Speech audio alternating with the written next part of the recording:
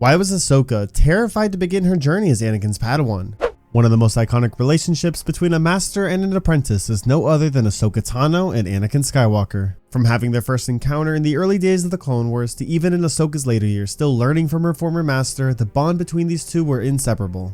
Now, if you've watched Clone Wars, you'll know that the two didn't really get off to a good start, but at first we really only see Anakin's side of things. Anakin didn't want a Padawan because he thought it would only slow him down. He was so ahead of his time and he was known as such a fearsome warrior throughout the Jedi Order that having a Padawan was really the last thing he wanted. But what about Ahsoka? I mean, what did she feel about all of this? How did she feel about being appointed to Anakin as a Padawan? Well, thankfully, this is answered in the canon novel The Clone Wars Wild Space. Let's get right into it.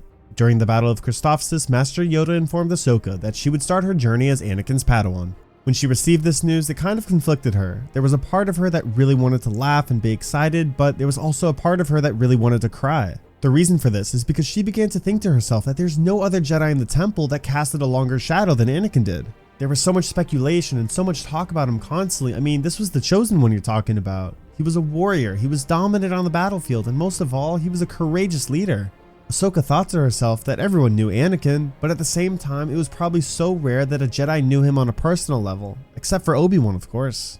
This led to her feeling that she wasn't ready and she didn't belong as his apprentice. Ahsoka just had this fear in her that after their first mission together, Anakin would run straight away to Yoda and demand another Padawan immediately. All these thoughts were rushing through her head constantly until she finally arrived on Christophsis and was presented right in front of him for the first time. Once they met, she began to realize how similar they were. He wasn't how she thought he would be, and instead, he was actually more relatable more than anything. Although the two had an extremely rough start to their relationship as master and apprentice, it began to grow over time, and it really blossomed into something incredible. Anakin began to really care for Ahsoka, and it changed his whole mindset on the idea of having a Padawan. And well, if you didn't know, this is ultimately what the council said what would happen. Yoda believed that Anakin was in fact ready to teach a Padawan, but his only issue would be to let her go when the time would come. This of course ended up being true when Ahsoka left the Jedi Order. When she did leave the Order, Anakin began to focus his attention and his attachment towards Padme more than ever. He was afraid to lose her the way he did with his mother, and now Ahsoka, which of course ties into his ultimate fall to the dark side later on. Personally, I think that although it was a rough start for them and Ahsoka was extremely nervous to take that leap as Anakin's Padawan, she evolved into way more than just a shadow of him.